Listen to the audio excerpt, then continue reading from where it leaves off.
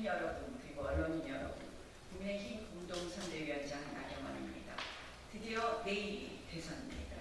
이번 대선은 베네수엘라의 지옥문을 활짝 열 것이냐 아니면 닫을 것이냐의 대선입니다. 내가 죽느냐 사느냐를 넘어 대한민국이 죽느냐 사느냐의 문제입니다.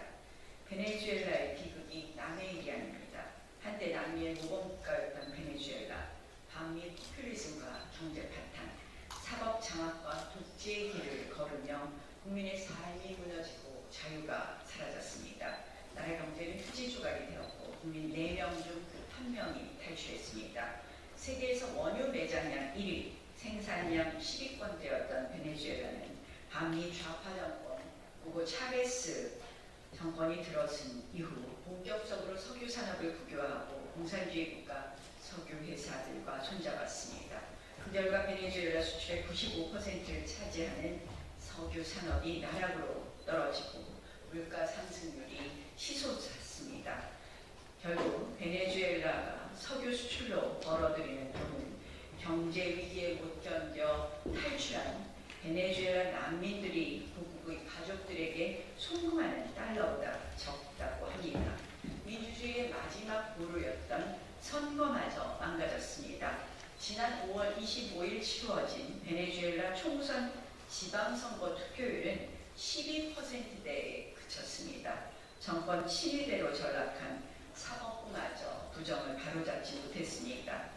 이 모든 베네수엘라의 비극의 시작은 권력이 입법과 사법을 장악하고 국가 시스템을 사유화하며 포퓰리즘으로 국민의 눈을 가렸기 때문입니다. 이재명 후보의 집권은 베네수엘라 망국의 길로 가는 것입니다. 주한미군을 점령군이라고 부르고 800만 달러 불법 대북 송금 범죄에 휘말린 이재명 후보, 재래식 무기와 핵이 북핵이 균형을 이루었다는 이재명 후보로 우리 안보와 경제의 기초인 한미동맹을 지킬 수 있겠습니까? 베네수엘라는 반미 정책으로 해외 투자 기업을 쫓아내고 산업을 국유화하며 경제를 파탄냈습니다. 지금 우리에게 필요한 것은 투자와 일자리입니다. 이재명 후보의 사실상 방위 그리고 안보 파탄의 길은 기업을 내쫓고 청년의 미래를 닫는 길입니다.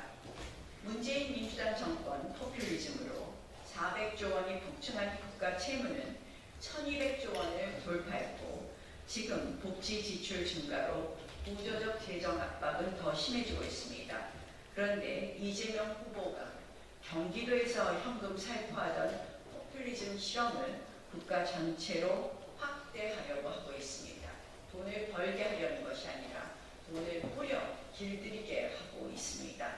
베네수엘라식 복지 남발은 하이퍼 인플레이션과 빈곤을 불러일으킨 것을 잘 아실 겁니다.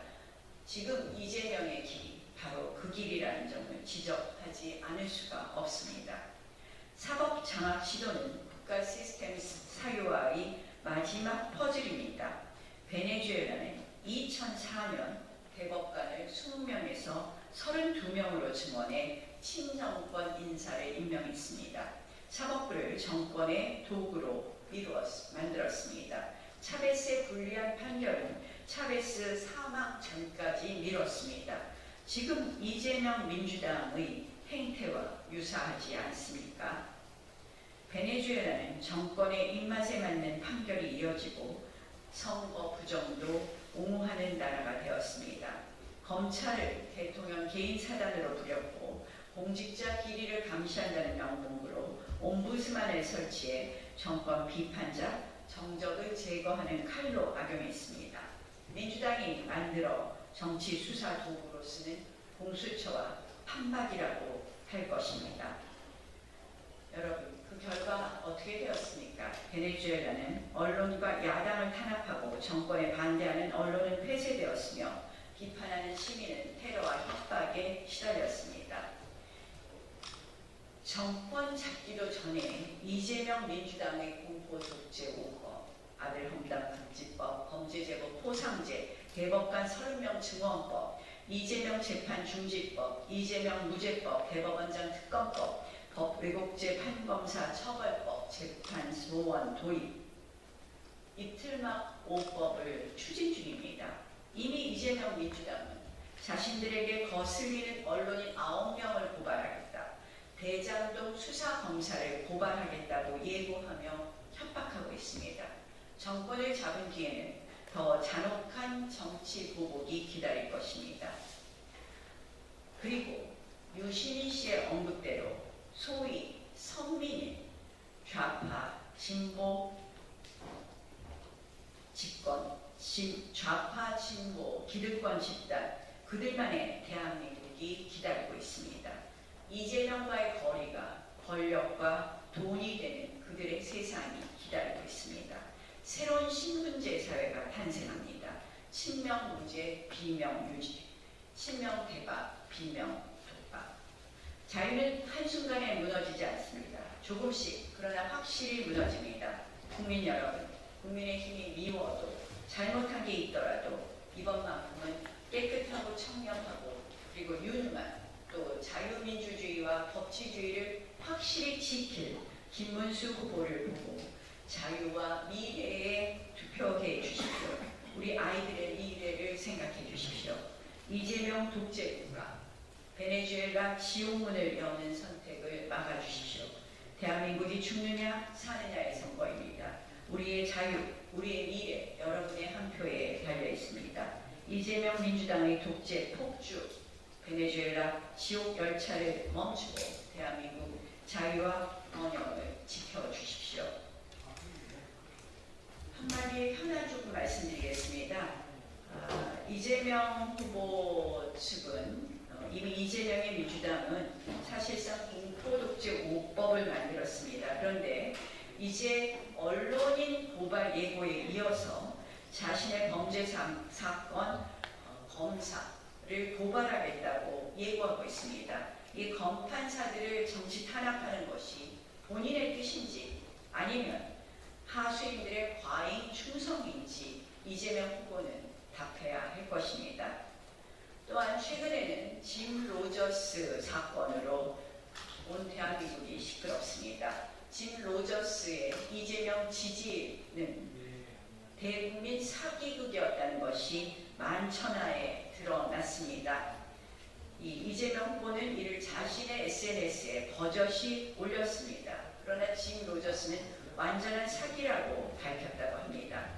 국민을 상대로 한 거짓말일 뿐만 아니라 국제 망신 중의 망신입니다. 이게 바로 민주당의 민낯 아니겠습니까? 이것이 더 심각한 것은 바로 주식시장에 변동이 있었다는 점입니다. 단순한 거짓말을 넘어서 경제 질서를 교란까지 시킨 이 행위에 대해서 이재명의 민주당은 마땅한 법적, 정치적 책임을 져야 할 것입니다. 민주당이 지금 우리 김문수 후보가 언급한 것처럼 골든 플러스에 이르자 실질적으로 갑자기 급해진 태양을 보여주고 있습니다. 그래서 한마디로 여론조작 운운하면서 민주당이 적반하장의 태도를 보이고 있습니다. 반민주 여론조작 범죄는 바로 드루킹으로 대표되는 이재명 민주당의 전매특허 아닙니까?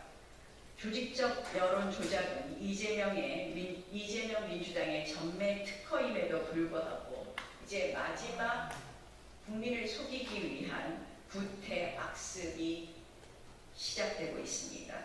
이재명 민주당은 손가락 혁명군 그리고 대국민 소통단 등 공식적인 온라인 대응 조직을 운영하며 댓글 정화와 좌표 찍기, 댓글 순위 조작, 신고 유도 등 다양한 방식으로 여론을 조작해온 것을 잘 아실 겁니다.